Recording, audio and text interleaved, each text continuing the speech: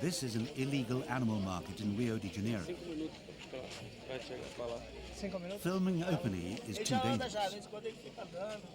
Customers can buy or order just about any animal if they have the right money.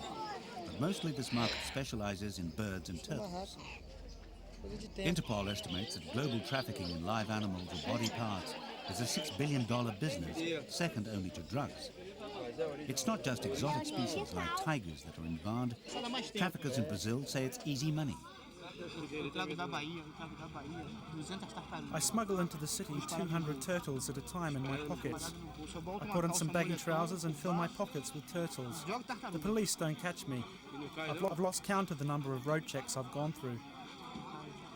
Em ônibus? Já passei por quantas bichos da rodoviária da Federal? Muitas. But Brazil is getting tough with the traffickers. Giovanini is helping lead the charge. He's the head of RENCTAS, the national network against the trafficking of wild animals. Olha, quem vê essa cidade tão bonita, tão bela como é a cidade do Rio de Janeiro, às vezes não consegue imaginar o que se passa lá embaixo, nas ruas da cidade. É lá que às vezes você encontra os traficantes de animais silvestres, nas feiras livres, que retiram esses animais da natureza e trazem para serem comercializados aqui. Muitas vezes os turistas e a própria sociedade brasileira desconhecem esse problema. Thanks to RENCTAS, Brazil now has a national police force dedicated to stopping the traffickers.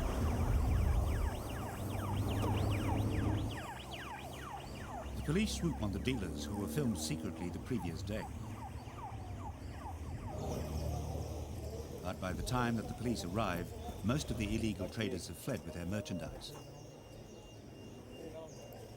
They're well organized, and because of the profits to be made, many gangs involved in drugs are also turning to animal trafficking. The gangs have threatened to kill Denaire and police officers.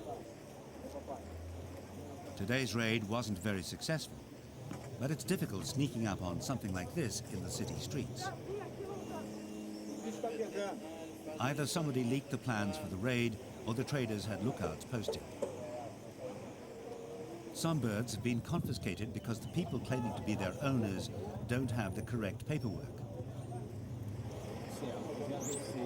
But the police say they need more officers and resources to be able to do a proper job, especially as many people don't like what they do. Denaire remains confident. Estamos tentando achar, né? A maioria dos caçadores que estavam aqui fugiram da chegada, porque a polícia não conseguiu cercar aquela saída ali. Vamos tentar ver se a gente consegue achar alguma coisa que esteja escondida aqui ainda. Vamos continuar procurando. Tem muita coisa aqui escondida. The confiscated birds will be taken to a police station for their details to be logged. Then they will go to Rio de Janeiro Zoo, which itself is underfunded and struggling to cope.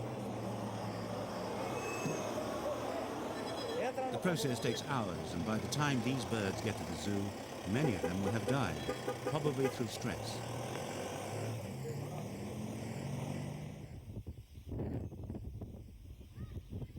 This is Milagres in Brazil's northeastern Bahia state. It suffers regular droughts, which badly affect agriculture. Poverty is widespread, so for many people here, animal trafficking has proven to be the only regular source of income.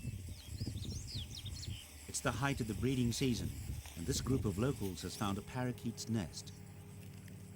It's easy pickings.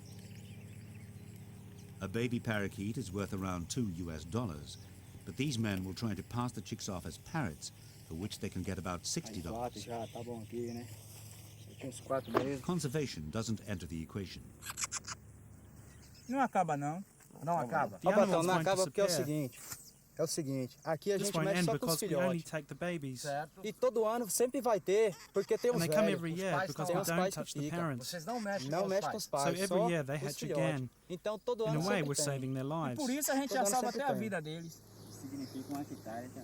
Many European and American buyers are prepared to pay thousands of dollars for certain species of birds and animals.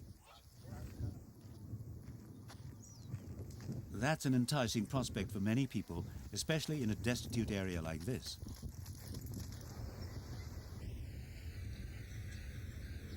Truck drivers passing through Milagres act as middlemen, buying the animals from the locals and taking them on to Brazil's big cities. It's a lucrative sideline. Traffickers, confident there are no police around, offer their wares openly.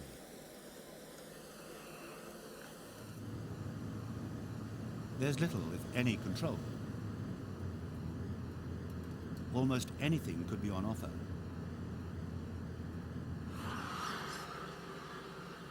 International smugglers try every method of getting valuable species out. An Austrian trafficker tried to board an aircraft for Europe accompanied by a large quantity of birds and snakes. He even stuffed parrot eggs down his underpants. But the police caught him before he got on the plane. That was the good news for RENCTAS. The bad news was that he was fined just $100, then released. London's Heathrow is one of the world's busiest airports. Here at the Animal Reception Centre, officers check every creature that is entering the country or in transit.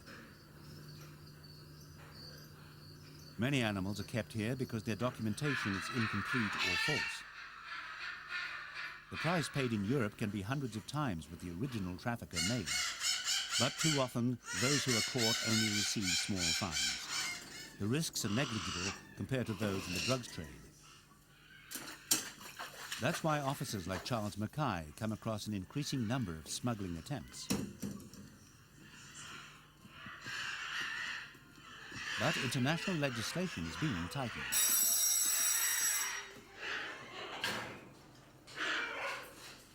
The regulations are based on CITES, the Convention on International Trade in Endangered Species of Wild Fauna and Flora. Its aim is to ensure that trade doesn't threaten a species' survival. The investigations are often more technical than normal police work. People do think smuggling is concealing in a suitcase or on their body or some method like that, and it sounds exciting. But in fact, quite a lot of the smuggling goes on through the use of paperwork, manipulating paperwork, especially commercially, because there is less risk to the person at the other end.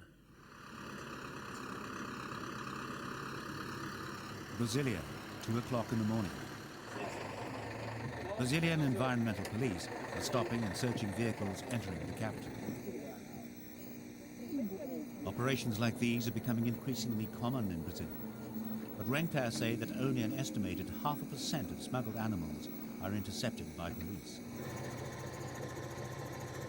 Then Giovanini and other RENCTAS agents insist their work is still worthwhile.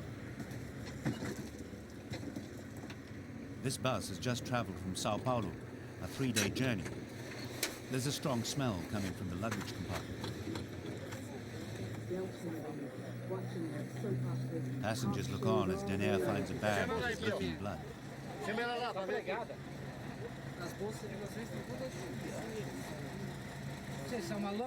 Inside, agents find 2 dead rodents known as parrots.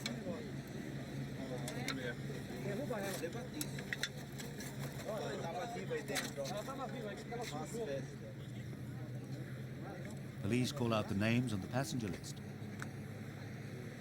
But in all the confusion, the suspected trafficker manages to escape. RENCTAS say thousands of animals die like this in Brazil every month. Without more resources and greater international cooperation, there is no way to stop the trade.